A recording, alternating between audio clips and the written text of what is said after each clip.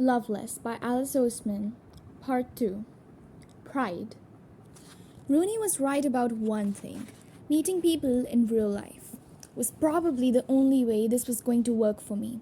Fortunately, it was Freshers' Week and I still had many opportunities to meet people, which continued on the Friday when Rooney and I went to Freshers' Fair. I'm going to join so many societies, Rooney said, and I didn't take her seriously, but when we went around all the stalls in the student union buildings, she collected so many flyers that she made me start carrying some of them for her. I'd arranged to meet Pip and Jason there too, but wasn't sure where to find them because the student union building was huge. They'd have to wait. The most important task at hand was joining university societies. Alongside clubbing, which I had epically failed at, societies were a staple of university life and supposedly one of the easiest ways to make friends with like-minded people. But as we walked around the stalls, I started to feel nervous, maybe a bit overwhelmed. I tentatively signed up to English Society with Rooney, but apart from that, I could barely even remember what I was interested in. Creative Writing Associate? I didn't really enjoy writing that much. The few occasions I tried writing my own fan fiction were disastrous. Film associate? I could just watch movies in bed. There were even super niche things like anime associate, Quidditch associate, and snowboarding associate. But they all seemed like they catered for a very specific group of friends who just wanted an excuse to hang out and do their favorite hobby together. I didn't know what my hobbies were anymore, except for yearning for romance and reading fan fiction. In fact, the only other society I wanted to join was the Durham Student Theater. I could see its giant stall at the end of the hall. I'd definitely meet new people if I was in a play this year. Rooney ended up walking on ahead, excited to chat to all the people on the stalls. I ambled along, feeling increasingly like I just didn't fit anywhere, until I realized I had reached the stall of Durham's Pride SSC. It stood out boldly with a giant rainbow flag behind it and had quite a sizable gathering of freshers standing near it, chatting excitedly to the older students behind the table. I picked up some of their leaflets to have a look. Most of the front page was decorated with some of the identities it supported in arty fonts. The ones I knew well were at the top: lesbian, gay, bisexual, transgender, and then, to my surprise, it moved into ones I'd only really heard on the internet: pansexual, asexual, aromantic, non-binary, and more. I didn't even know what some of them meant. "Colored child?" said a voice, and I looked up and was faced with Sunil Jha, my college parent. On his woolly jumper, he was wearing all his pens again, and he was smiling warmly at me. He was definitely the nicest person I'd met at Durham so far, not counting Rooney. Could he be my friend? Did college parents count as friends? "Interested in signing up?" he asked. I said. To be honest, I didn't really want to join. What right did I have to join a society like this? I mean, to be fair, I didn't really know what I was. And yes, sure, I had considered the possibility that I was not into guys. Strongly considered. Then again, I didn't really seem to like any girls either. I didn't seem to like anyone.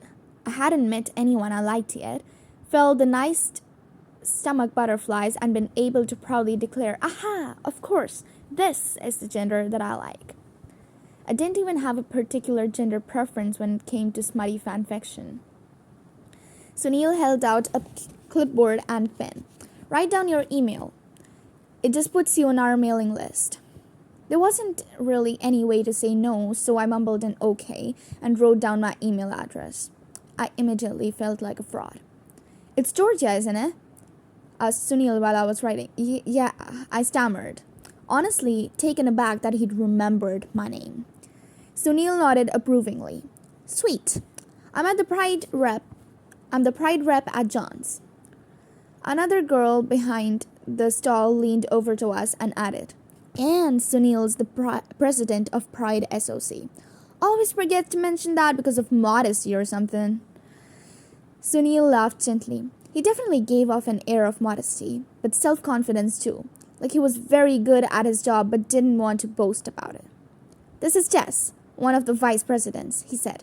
"And this is Georgia, one of my college children." I looked at the third-year girl. She had hip-length braids and a big smile and was wearing a colorful dress that had lollipops on it. She had a little badge that said she/her on it. "Aw," she said, "this is your college child?" Sunil nodded. "They sure are." Jess clapped her hands together. "And you're joining Pride Associate." This was actually meant to be. I forced a smile. "Anyway," said Sunil, shaking his head at her with a sort of fondness, "we're here for any freshers who want to get involved in queer stuff at Durham, basically. Club nights, meetups, formals, film nights, stuff like that." "Cool," I said, trying to sound enthusiastic. "Maybe I should try and get involved. Maybe I'd go to the Pride Society, see a girl, have a big lesbian awakening, and finally feel some romantic feelings for another human being." I was sure I'd read a fanfic with the exact same plot. I handed the clipboard back. "Our welcome gathering is happening in a couple of weeks," said Sunil with a smile. "Maybe we'll see you there?" I nodded, feeling a little bit embarrassed, like I'd been exposed somehow, which was dumb because there was really nothing interesting about me to expose, and I already knew that I wasn't going to any of Sunil's Pride SOC events. Putting yourself out there. Our final stop of the Freshers' Fair was Durham Student Theatre, which had the largest stall in the entire student union, and Pip and Jason were standing right in front of it. Rooney had already stormed ahead to the stall, which was decorated in a big red curtain and paper-mache comedy tragedy masks. The DST seemed to be a sort of umbrella organization that supported and funded lots of smaller theater groups: the Musical Theater SOC, the Opera SOC, the Freshers Drama SOC, Student Comedy, and more. The students behind the stall, even from afar, all seemed loud and confident. It had none of the calming vibe of the Pride SOC stall, but that didn't put me off. Theater was something familiar. It had been part of my life for over 7 years, and despite my stage fright, I didn't want to give it up. Plus, Pip and Jason would be doing it without me, so I'd be okay. Doing it with me, so I'd be okay. Pip? Jason? Their heads turned to reveal a confused-looking Pip Quintana holding a flyer and pushing her tortoise-shell glasses up her nose, and a definitely hungover Jason Farley Shaw, who had bags under his eyes and looked like he was trying to burrow and make a nest inside his teddy bear jacket. "Georgia!" Pip shrieked, running up to me and bundling me into a hug. I hugged her back until she stepped away. She was smiling wide. So little had changed. She was still Pip, dark hair fluffed up in all directions and drowning in an oversized sweatshirt. But of course, we'd only been in Durham for 5 days. It already felt like a lifetime. Like I was already a different person. "Hey," said Jason. His voice sounded gravely. "You okay?" I asked him. He made a grunting noise and pulled his jacket round him. "Hungover. And we couldn't find you. Check your phone." I quickly glanced at the screen. There were several unread messages in the group chat asking where I was. Pip folded her arms and gave me a discerning look. "I assume you haven't been checking on your phone because you've been really busy putting yourself out there and joining loads of societies?" I tried not to look too guilty. I joined English SOC.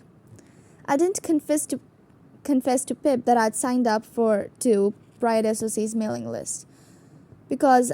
Probably because I didn't feel like I actually belonged there. Pip made a face. "Georgia, that's one society."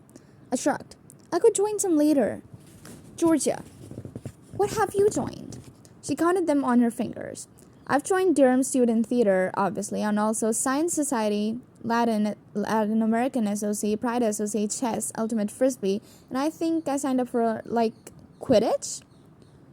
Of course, Pip had joined for Pride SOC too. I wondered what she'd say if I randomly showed up to a Pride SOC event. "Quidditch?" I asked. "Yeah, and if the brooms don't actually fly, we're going to be really fucking disappointed."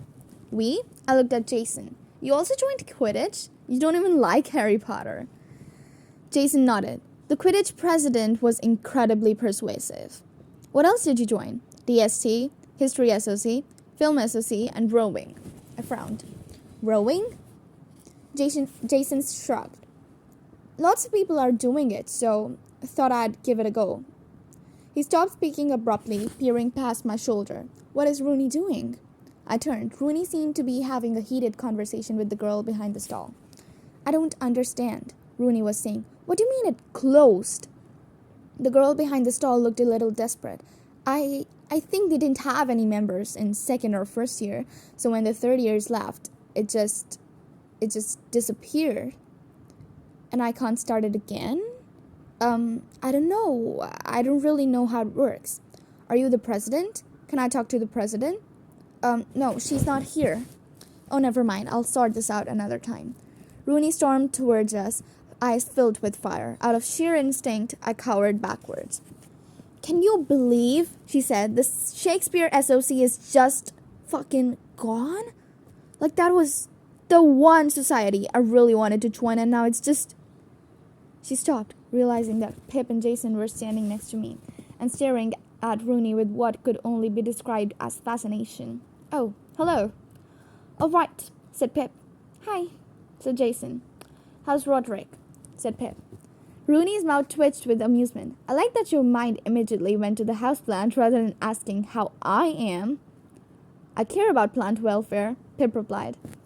I noticed the cooler tone to her voice immediately. Gone was the flustered way she'd babbled around Rooney back in our bedroom. She wasn't blushing and adjusting her hair anymore. After what she'd seen in our kitchen, Pip was on the defensive now. It made me feel sad. But this was what Pip did when she got a crush on someone who couldn't like her back. She shut down the feelings with sheer willpower. It protected her. Are you going to call Plant Social Services on me? Asked Rooney, smiling cheekily. She seemed to be immensely enjoying having someone to banter with, like it was a welcome break from having to be peppy and polite. Pip tilted her head. Maybe I am Plant Social Services and I'm just in disguise. It's not a very good disguise. You look exactly like the sort of person who's got at least 6 cactuses on your bookcase. This seemed to be the last straw for Pip, because she snapped back. I only have 3, actually, and it's cacti, not cactuses. The two girls were interrupted by Jason, who, if he'd not had a headache before, definitely had one now. So, are you actually gonna sign up to DST, or... Yes, I said immediately. If only to end whatever weirdly aggressive or verbal sparring was occurring between Pip and Rooney. I don't even know what the point is anymore, said Rooney with a dramatic sigh. Shakespeare SOC doesn't even exist. Something about her running out of members. Can't you just join something else? Said Pip, but Rooney looked at her as if she'd suggested something infinitely idiotic. Jason hadn't even bothered to stay involved in the conversation and had walked over to the DST mailing list. I followed him and he handed me the pen.